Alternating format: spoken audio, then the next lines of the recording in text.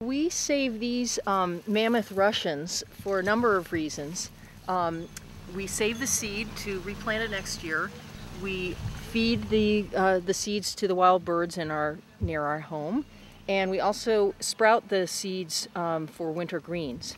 And we, as you can see on this one here, we didn't get to it soon enough, and most of the seeds have been plucked out either by the crows or the jays probably.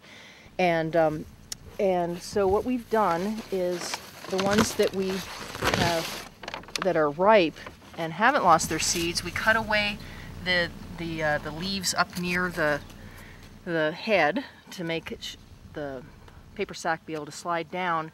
And the way you can tell that they're ripe is that the flowers, these little individual flowers, are formed all the way to the center, and they brush off really easily when you tip them with your thumb. So we just put this sack over the top, and voila, they're gonna ripen and dry, and then they'll be available for us to harvest later.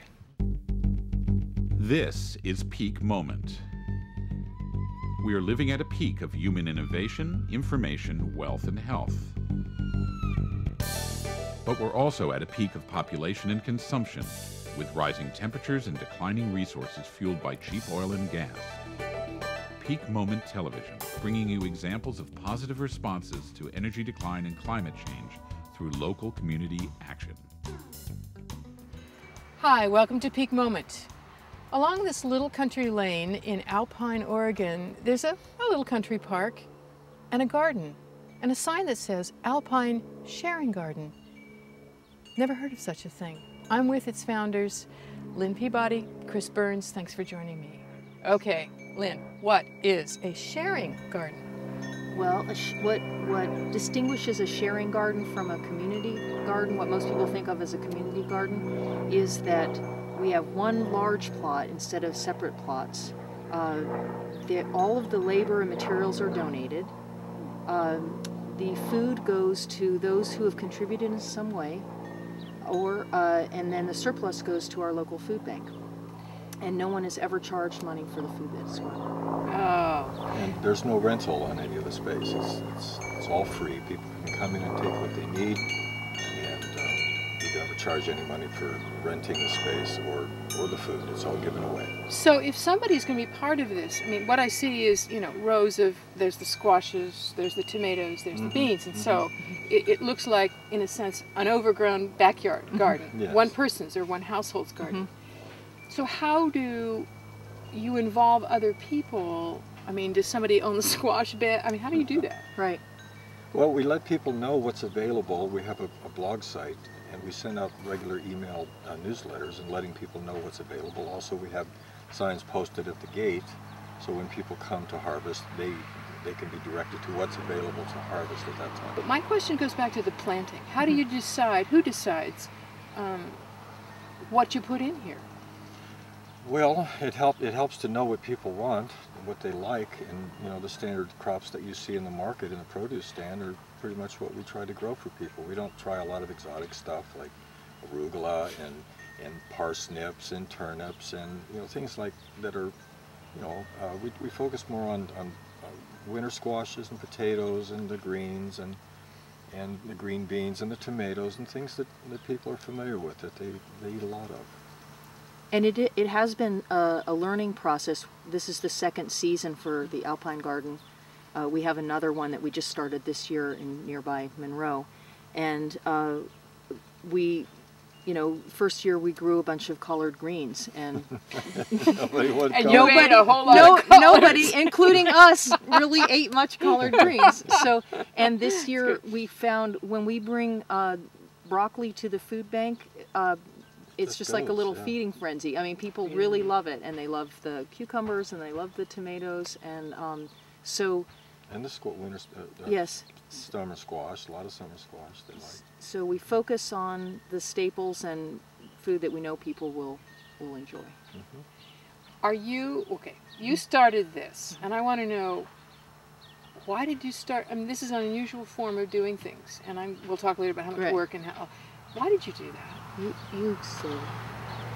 Well, I've done a lot of these already over the last 40 years, and the main reason is because it feels good to give.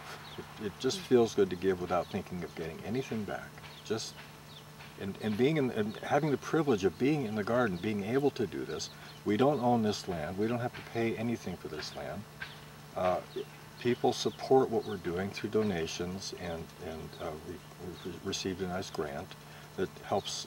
It gives us a stipend, so we don't have to work other jobs, and we get to harvest and share in the produce right along with everyone else. So there's a feeling of satisfaction when you go to bed at night, knowing that you did something without any ulterior motive, any thought of reward, just giving the food to people and seeing their reaction.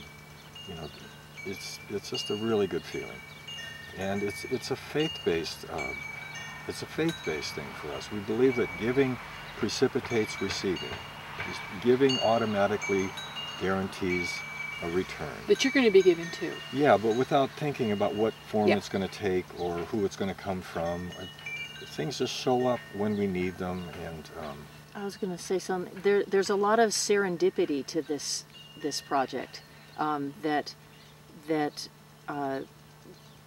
Originally, Chris and I used to just walk through this park and started sort of imagining, what would it be like to start one of these gardens here, and just through conversation here, mentioning it here, the doors started to really open for it. And there are plenty of other ideas that we had at the time or kicking around about, how to focus our life energy. And this is the one that the universe just kept saying yes to, yes to, yes to.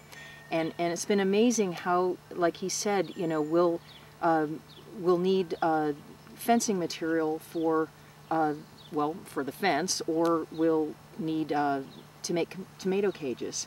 And then the next day, somebody wanders over just to introduce themselves, and oh my gosh, I've got so much of that in my barn, and I just haven't known where and it shows up. Or it's really exciting to see how it keeps giving. Yes, it's infectious. People's, why are you doing this? Everybody asks, why are you doing this?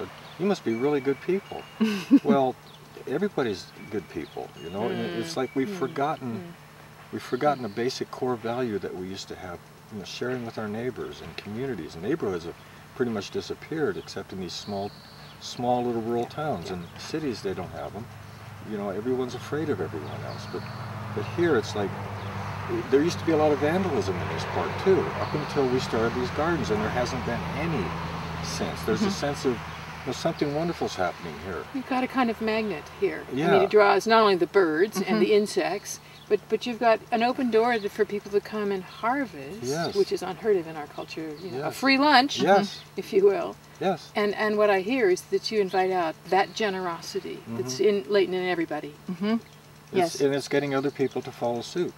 You see, and we've noticed too, there are a lot of people in this community who never met each other. And through the garden and through being here in the park, we're introducing people to each other all the time. Do you know so-and-so? And they've been here 20 years. And it's just an amazing way of people reconnect. It's common ground. It's something that we all, food is so basic to all of us. Nobody can argue. Everybody needs that. Let's go back to the basics. If somebody else wanted to follow in your footsteps, okay, how did you start? Walk us through what they might need to think about. They may do it differently, but how did you do this?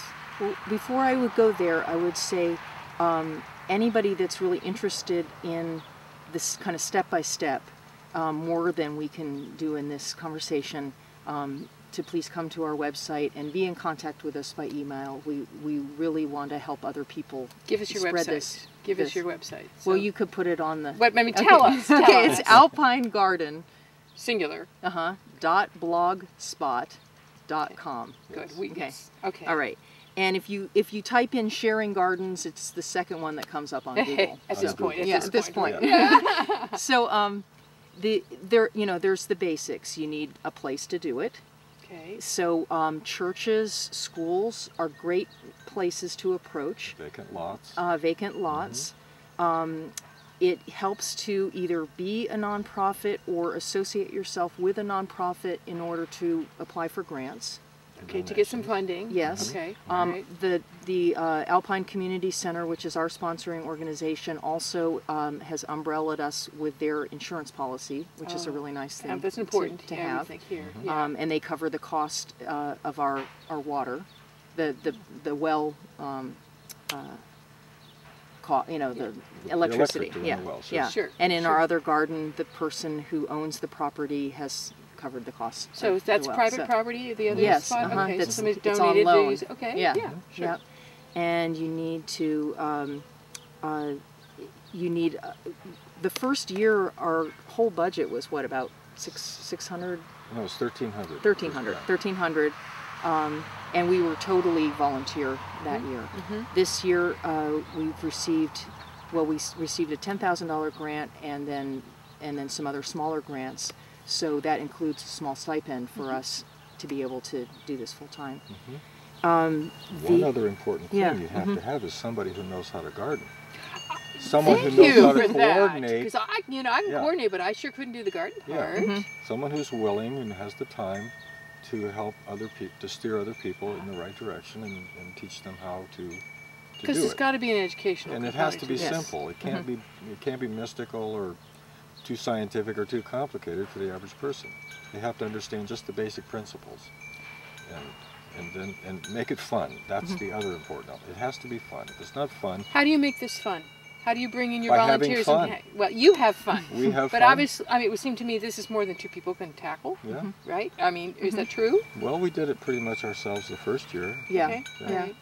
Well, what I would say, in addition to somebody who knows how to garden, it helps to have somebody who is more like The communicator. yeah, like you. a volunteer coordinator, and also the communicator. Like I write most of the blogs, and I also coordinate the volunteers. And what we found is really important is to have set times on a weekly basis that people can schedule it, Right. so that even if they can't make it every week, they know to keep that slot open. I'm constantly sending out reminders, well, not constantly, but each week I say this is where we're going to be at what time, and I say please be in touch with me if you're going to come, because that puts in a level of commitment. Yes. So a coordinator for volunteers, coordinator for the gardening. How do you then plan? I mean, back to get your seeds. You know, volunteers do what you're running. Whatever you need to be done today. We're gonna, put up the fence, or we're gonna Right. lay in the mulch, or whatever. That's you Yes. guys are doing that, Right. Yes. Uh-huh. And then people come in and pitch in and do whatever's needed when Right. they show up. Right. Exactly. Okay. Okay. It's just that simple, and people are very willing. They just, what do I do? Yeah. And they finish that, what do I do next? And oftentimes it runs past the time that we had scheduled because we're having fun. And we've also coordinated our gardening days with the food bank hours. The food bank opens up on Thursday mornings most weeks, and so we harvest this garden on Wednesday, and then we go to Monroe on Thursday because that's where the food bank is, and we harvest there. And then deliver to the food bank on, Yes, on and we their encourage day. and we encourage the other volunteers who are harvesting from the garden to come on the weekends, so that So some things cucumbers are come ripe every 2 or 3 days. So Yes. you can't wait a whole week. Yeah, So, yeah. we ask people to harvest for themselves on those off days. About how many volunteers do you have that are working with you, say, in an average week? I'd say our core group is about 5 or 6. And we have on our list, we have about 20, but of the really, dedicated gung-ho. ones. Yeah, the ones right. that love The to come every week, yeah. And who gets to eat from this garden? Whoever wants it. I mean, your volunteers, but Whoever and has yourselves. donated, there are some people who contribute. Everybody contributes what they can and receives what they need. So we have some people that are helping us keep the spreadsheet going, and of our expenses, and yay, Dorothy, and others that contribute in the garden. Some people that have given either money or materials. They're all welcome to harvest. Really, anybody who's in need can come by and harvest, and then the surplus goes to the food bank.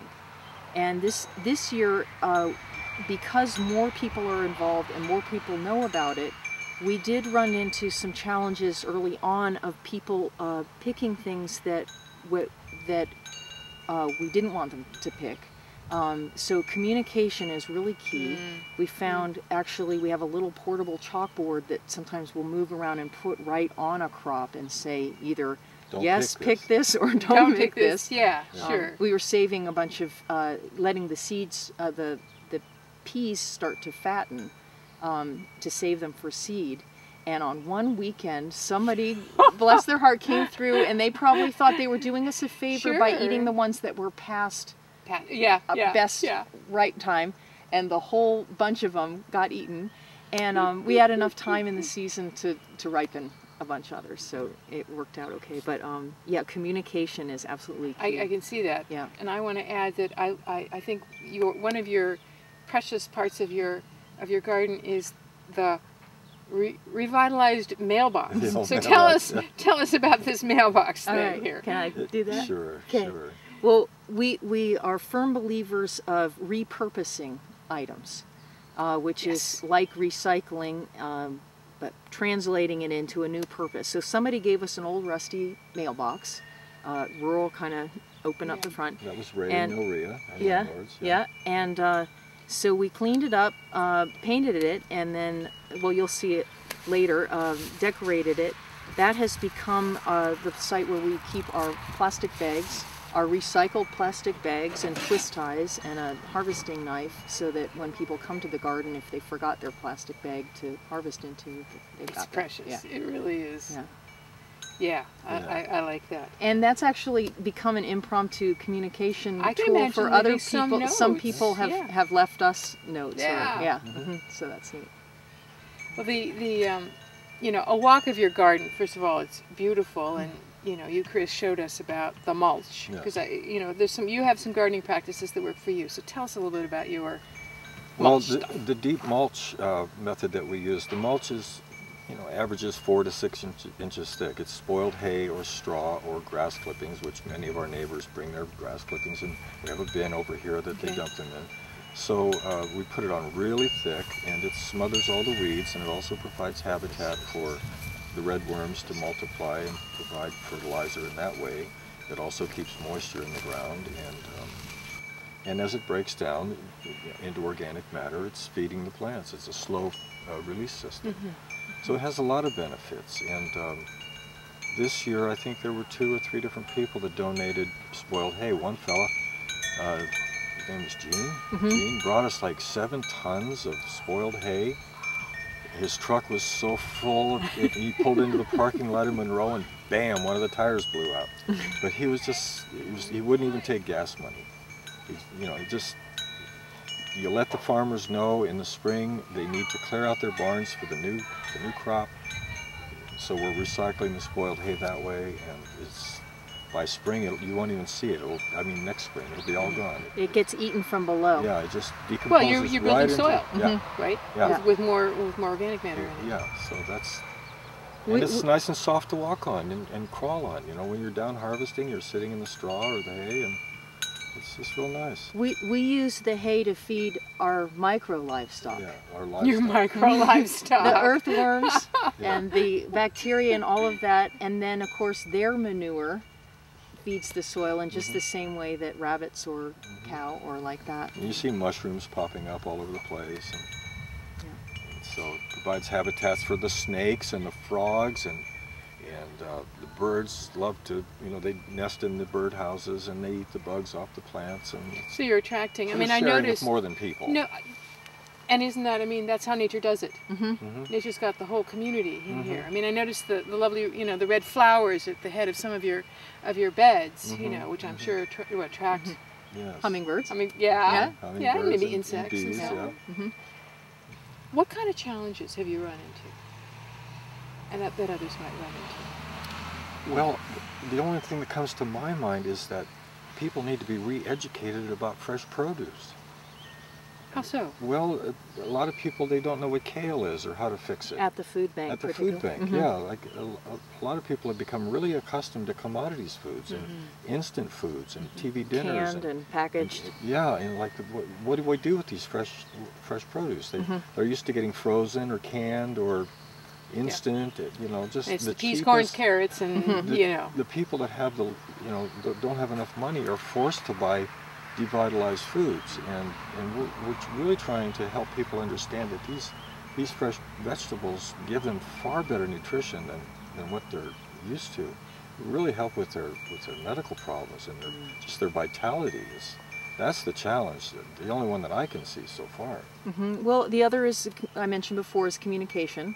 That we were, especially in the beginning of the spring, we're so busy doing everything that we didn't put the note on the peas.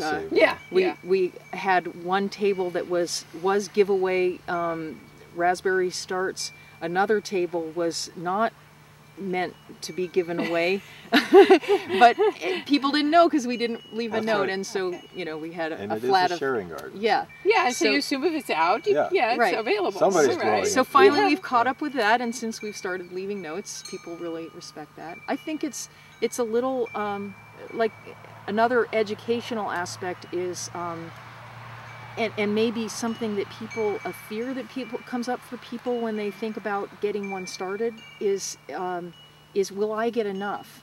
Like if I have my my 10 by 20 plot, I know that I'm going to have enough. Hopefully I'm going to have enough tomatoes, etc. Like that of what I like.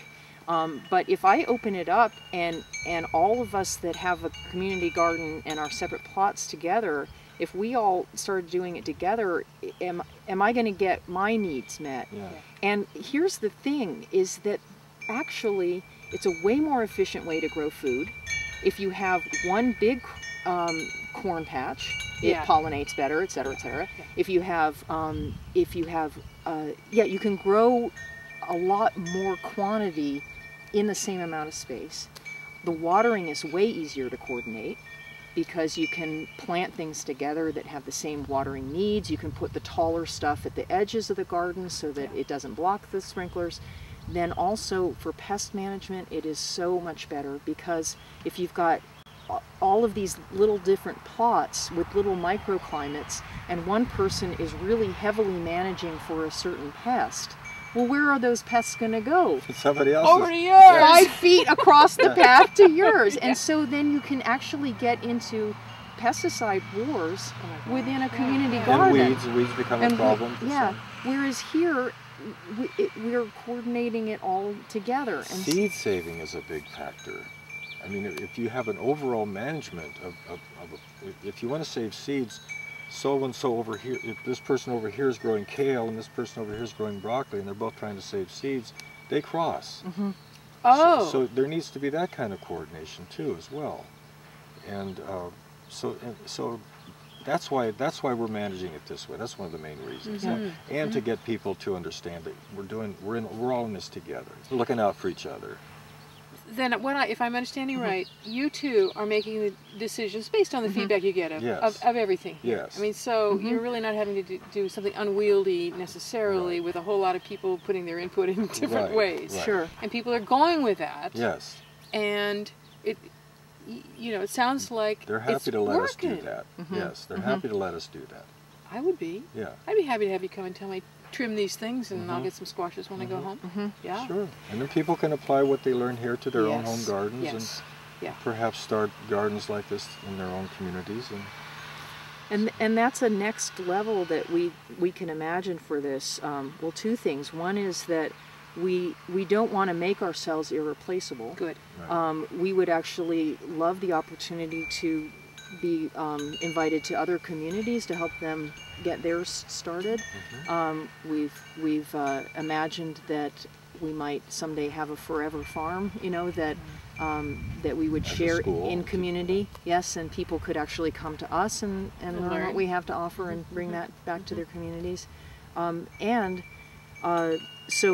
So we're interested, as we develop each layer of the garden's organization, I'm curious to find who would love to learn how to facilitate the volunteer program, Okay. and empower them at that next level, so that, you know, What you'd want to do then is be a Johnny Appleseed, exactly, literally. yeah, Find your successors for this. That's right. You know, and so part of your job is education, and part of it's training. Somebody thinking about whose heart is here, because if you were to, Johnny Appleseed out, Yes, you yes. need someone you want to keep your gardens That would be ideal. going in the Yes. community. So That's that's part right. of next year, It right? would become their gardens. Yeah, exactly. That's right. And another layer that we can imagine for this, especially in terms of the seed saving, which we see as a very, very important part for local food self-reliance. If we can help people relearn how to save seed, then if there is a big crop failure somewhere else, which is a seed crop, the local communities still have. Oh, I just got goosebumps. Yeah. Can still have Yes. enough to keep it going. We need that next season. resilience. Yes, Absolutely. exactly. Absolutely. And so one thing that we could imagine, because there are some crops that do cross, and so you can only grow one type of pepper in a garden. You can only grow one type of some cucumbers and squash and those kind of things cross. So we could imagine, in the way that the old what are they called? The Granges. The Granges used to operate, where the farmers at the beginning of the season would come together and say, okay, Joe, you grow the pea crop this year, I'll handle the wheat. And they coordinated so that they each, again, didn't have to grow all of everything. Yes. And we could imagine that on a sharing garden level, where let's say in a city, the Methodist Church is going to grow all of the hot peppers this year. Right. The Catholic Church is going to grow All all the of the tomatoes. Yeah. And because we're all coordinated together to harvest, everybody gets everything that they want, but the seeds stay pure. And so, yeah. It strikes me that you are doing multiple layers of gardening, harvesting, and building community, from all of these layers. Kind of the fractal growth pattern. Lynn, Very Chris, good. thank you. Thank This you has so been much. wonderful. Wonderful. I'm so pleased with what you're doing. And we're so happy with what you're doing. We Oh, really thank you. appreciate your work. You Yes. sweethearts. You're watching Peak Moment. My guests are Lynn Peabody and Chris Burns, whose Alpine Sharing Garden, isn't that a model of community for all of us? Join us next time.